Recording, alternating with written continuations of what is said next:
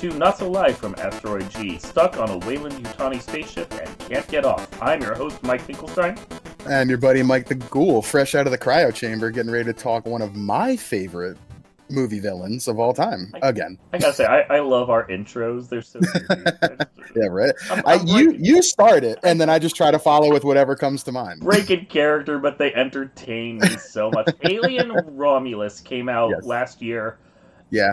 And I was unimpressed. Okay, let's be clear. There was a good 20 minutes there at the start with which, aside from some logic issues I was having with the movie, which I think is every Aliens movie, I was kind of digging it. I was getting the mood. I got what Fede Alvarez was going for. I'm like, okay, this is great. This is great. And then it just goes right off the deep end for me, right around the point a specific character is introduced, and all logic goes out the window, and it stops being its own take on Aliens and just starts being a rehash of every Aliens. Yeah, that was my biggest issue with it as well. I liked it a little bit more than you did, I think. I very much appreciated the callback to the horror feel of the original. We talked about this before. The first one was much more horror. Aliens was much more that action, James Cameron blow shit up kind of thing. Fede Alvarez kind of really tried to bring this back to its roots of what the movie was in the 70s, and I think he succeeded on a lot of levels. But to your point, we see it a lot in movies nowadays. You got to get the fan service, you got to get the clicks, and they did a move which was questionable at best. There was a few. It wasn't specifically the character. They brought back essentially Ash, although he's not Ash. He's some other robot, which itself defies. Yeah. But I like the chess piece analogy right there too, by the way. But they brought him back, which was in and of itself not that classy. Like, oh, we did it with the respect of his family and so forth. Like, we could have just had a new character. It didn't need to be him. Yeah. What would have been awesome is if it was like some variant of David. Yeah. Like, that would have been like super cool, because they tried to tie in, the Prometheus, the black goo, all this stuff into like a neat little bow. Why bring back Ash in some respect? Why? I get it. Yeah. I mean, they paid respects to him. I get it. They got permission, like you said, from the family and the estate and all that. But the CGI was, I mean, we talked about some bad CGI in the Thing remake, and this, you got to spend it. Yeah, it was bad. It did not look very good. I've seen good CGI. That wasn't one of them. But, I mean, that's the thing. They were so desperate to tie this into everything that came before. Like Prometheus and Covenant that you said, but also like referencing crap from Alien Resurrection that no one ever wanted to have referenced again. Like, no one needed another human alien hybrid. I don't care how cool it looked. The second that showed up, I'm like, really, guys? You're referencing the worst part of what could have otherwise been an absolutely okay movie. That's what you want to bring back? You're right. David should have been brought back, but there were other problems I had with it, and I was okay with the logic up to a point, because at least it was leading to good thrills. But I can tell you exactly where, my brain shut off and I just couldn't enjoy the movie anymore. It's when she looked like the heroine, whatever her name was. I was thinking, Rain? Rain, yeah. Okay, I want to say Claire, and I knew that was wrong, and I also didn't care. But Rain, okay. She looks at the queen alien who's attacking her brother droid, and she's like, "Get your hands off of him, you bitch!" And I'm like, did we even need to bring back the line? It only worked in context. It wasn't even a queen alien. The "you bitch" line doesn't make sense. Like, you got it right there. It's a little bit backwards. It was the android that did it to save Rain, but you're on point completely. You're right about the scene, and I get where you're coming from, 110%. And I want to say, like, I think where they were going for in this, and I'm not trying to defend it, I'm just giving another angle. We're discussing. I think they were trying to show that he gained his sense of self back, the android brother, whose name escapes me because I've been getting the names right this whole time. He comes back to who he is, but he still retains a little bit of that humor and stuff, because he was being called a bitch by that one guy Tyler throughout the entire movie for the most part. So it was almost like, I think they're trying to show that he learned and kind of like understood what that term meant, because he didn't get it in the beginning of the movie and the evolution of the android. But that was a really poor context of a line to choose that's iconic to just throw in there for applause. if there were any. Yeah, no, there's the kind of thing where, like, if you want to have a cool line and you want to set up the cool line, that makes sense. Don't set up someone else's cool line. Yeah, yeah. No. There's the thing here of also, once my brain shut off, then all the logic flaws at the end of the movie, as well as at the beginning of the movie, came back, and I'm like, wow, now I can't enjoy any of it. Like, two big ones stuck out to me. And others have commented online about this before, but I actually did see these ahead of time, and I'm just like, oh, confirmation. I wasn't wrong to hate these things. The first one, the whole Romulus, which is actually Romulus and Remus, but we only get one of them, even though they're on the entire spaceship. That's a dumb name, too. But the whole Romulus-Remus starbase, which is supposed to be separatable, and you, like, one single hallway connects them, and you can disconnect one if a bad thing happens on the other, you know, like aliens get out. Surprise. Imagine that. Imagine that. It's derelict and floating in space and floating towards a Weyland-Yutani-owned planet. This is a key point they bring up. This ship is Weyland-Yutani. This ship is coming to them for presumably the people at the planet to then go and pick it up and transfer it to a Weyland-Yutani whatever. It's derelict. It's going to crash into the planet, and I think they said, like, 4 days, but that speeds up or something. It's a whole lot of plot that doesn't fucking matter. Yeah. So, the only motherfuckers on the planet that see this dumb starbase coming are 5 people that are going to it specifically to steal crap from it. All of Weyland-Yutani corporate doesn't see it. Yeah. These 5 assholes do. Yeah. The fuck? And this is not a small starbase. This is like moon-based shit. If it was a planetoid, it would have gained spherical shape, okay? This was a big fucking starbase. Nostromo-esque. Yeah. Nostromo-esque. How did they miss this piece of shit? It's almost like intentional, almost in a way, right? Like the company's like, let's see if any idiot is dumb enough to get on this thing, and then we have more samples. I don't know. You have to say that because the only way anything happens in this movie is if 5 idiots go on board. I mean, they're just trying to look for a better life. So, like, I get what they were doing. The hopelessness of her situation. She thinks she's out. They double her quota. Like, I see. You're desperate. You're trying. But to your point, like, good characterization. Yes, good characterization. Bad logic. And then, so they go in and they find that the helium rods, to cool the space pods they're going to use to transport themselves to the next thing. Fine, they need cryotubes, that's great. They don't want to be 80 by the time they get to their new life. Cool. Right. Get it. That's fine. They find that the helium tubes or whatever they're stealing are running low and they won't be able to make it. So they have to go steal new nitrogen or helium or whatever fucking gas it is. Yeah. It's fine. Whatever it is. They have to go steal it. They find a source magically, and they go to the lab that has it magically. And this is the lab that is keeping all of these aliens cryogenically frozen. Okay, so far so good.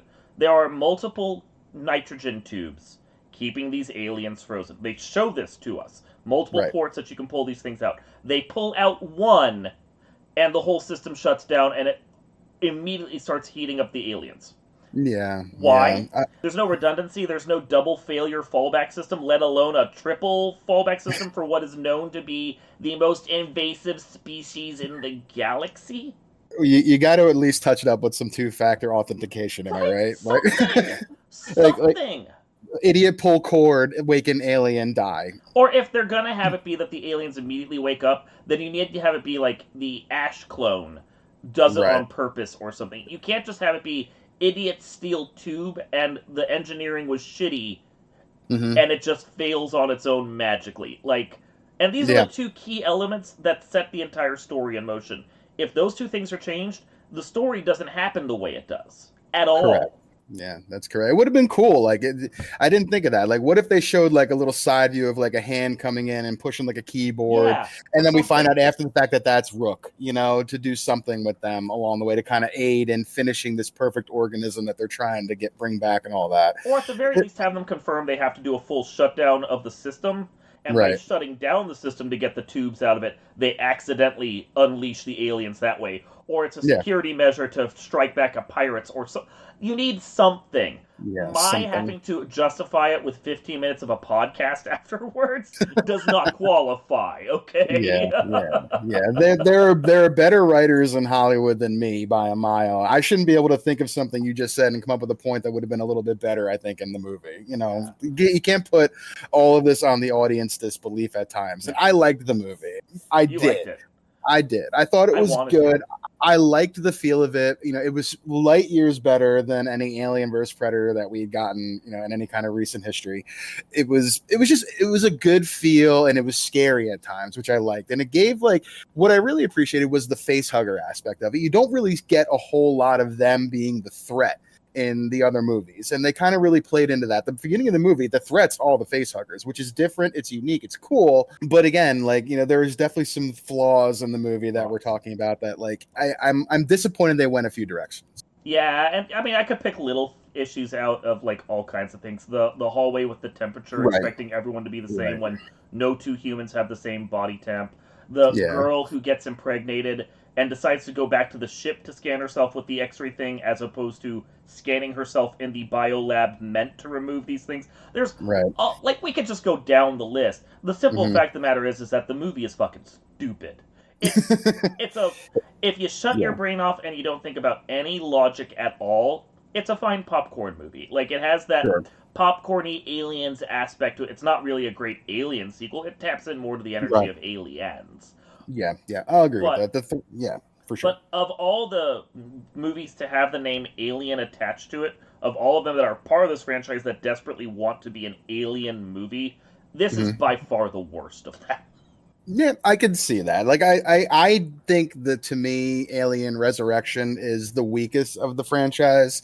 Alien 3 has its moments at times. The director's cut of Alien 3 is much better than the cut that we got. It has some endearing qualities. It doesn't hold a candle to the first and second. And I thought this was a really nice attempt to try to bring this back to where it should be and kind of not make the xenomorphs a punchline here and there. And they succeeded in some ways. But I mean, to your point, the talk at the end, the alien human hybrid, we've been there, we've done that. Now this thing is fucking terrifying looking, but I mean, we've been there, done that. It's not a new idea. At least Covenant, as bad as it was, had new ideas. That backburster was fucking great. That was painful, and I loved it. And there were some other cool ideas, the two Prometheus movies, counting Prometheus and Covenant. Those were interesting. I even have a soft spot in my heart for Resurrection, because as bad as the last act is, and the last act is trash. It's atrocious. The first two acts do a really good job of resurrecting Ripley and making her an interesting new twist on her character and giving her some pathos and some drama. And while the rest of the people around her are basic Joss Whedon-esque, filler characters for any plot that he writes, it wasn't bad. It was enjoyable, and I didn't hate it as much back then as I might hate it now, because I wasn't so tired of Joss Whedon back then. Yeah. There's a lot of token people in that movie that that's a great way to fill a characteristic in an essential Joss Whedon tale. So that's a good way to put it. It wasn't directed by Joss Whedon, but it was definitely a Joss Whedon movie all the same, because he wrote the script. It's a buddy movie in alien form is what this is. It is. It was fine. It was fine. Yeah. I like Alien Resurrection more. I just tend to shut my brain off for the last 15 minutes and just pretend it doesn't exist if I watch the movie. Yeah. I really hate Alien 3. The fact that they immediately kill off Newt, and that was so unnecessary to Ripley's character. Yeah. We've discussed this before. I really hate that. But I think most of them do as well. As much as Romulus gets right, it gets so much wrong afterwards that I can't forgive it the way I can forgive Resurrection or one of those films. It's so dumb. It's so dumb. Yeah. The kind of overarching theme of these movies is that strong cast that makes mistakes. And all this movie was a bunch of people that make mistakes. Idiots making mistakes. Yeah, the heroine, she did a good job. Rain, I thought she was good. I thought she was an Ellen Ripley clone to an extent, but her own character all still the same. Yeah, I liked her dynamic with her brother. I thought all the people around her were completely disposable, and magically they were trash. They were all completely disposed of. Yeah. You could tell who was fodder and who wasn't. Yeah, you knew right away that this dude Tyler was going to bite the butt. You knew right away. Yeah. Maybe you thought that the Isabella Merced's character was going to get out of there, but that third act, you got to throw that last little twist in there. Yeah, they needed one more kill. It was pretty obvious. Yeah, they did, and it was horrifying, and it was gross, and it was really vicious and disgusting. But yes, like we've been there, done that. It was a scarier, uglier looking alien than they had in Resurrection, and that thing was terrifyingly gross as well. But it was more of the same, just more of the same. And the kill was basically the same way as it was in Resurrection as well. Like you're gonna blow him out of a hole in the floor. Like, I don't know. Always the way it works. When don't they blow an alien out of the floor in the last act? I mean, that's just that's what we just need to make spaceships full of blow-outable floors now. That is our defense against the xenomorph. That's how you get rid of xenomorphs. That's the best way. They're great on walls. They're absolutely they're terrible on floor. Their kryptonite is floors. Yeah, exactly. So the ship's all walls and ceilings now. No more floors. Everything's marked a floor. Everything has a trap floor on it. Xenomorphs can't survive. That's it right there. Yeah, perfect. There's Romulus 2 right there in a nutshell. Alien Romulus 2, all floors. Yes. This has been Not So Live from Asteroid G, making our own human-alien hybrid. I'm your host, Mike Finkelstein. And your buddy Mike the Ghoul going to go and work on the black goo he's got going on in the corner to make David happy. So see y'all later.